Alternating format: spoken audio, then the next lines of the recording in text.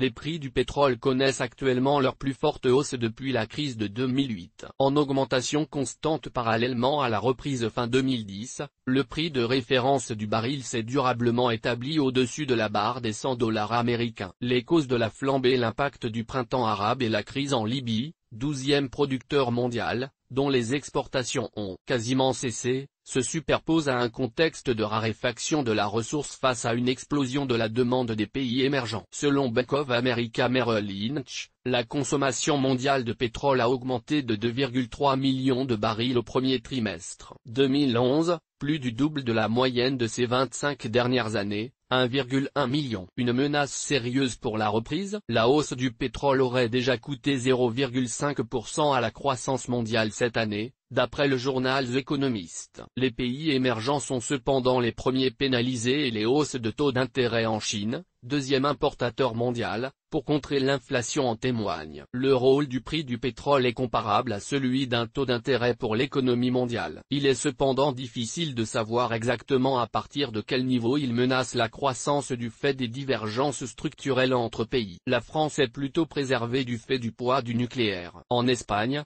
dont les ressources en pétrole proviennent à plus de 12% de Libye, les autorités ont décidé de réduire les limitations de vitesse maximale autorisées, par souci d'économie. Qu'est-ce qui pourrait stopper la hausse? Nos ressources en pétrole étant limitées, la seule interrogation qui subsiste est la question de savoir quand la production mondiale de pétrole plafonnera avant de commencer à décliner. Les experts se disputent toujours pour savoir quand nous dépasserons ce pic pétrolier, peak oil, en anglais, ou si ce n'est même déjà fait. Dans un tel contexte, une hausse des cours semble inévitable à long terme, surtout dans un contexte de croissance et en l'absence de produits de substitution viables. À plus court terme, la spéculation autour de crises comme celle du Moyen-Orient peut agir sur les cours, à la hausse comme à la baisse. On l'a constaté lors de la première semaine de mai 2011, où il a perdu près de $17 américains. La faiblesse du dollar joue également un rôle. Historiquement, la hausse du prix du brut a souvent eu comme pendant une dépréciation du dollar. Dans cette optique,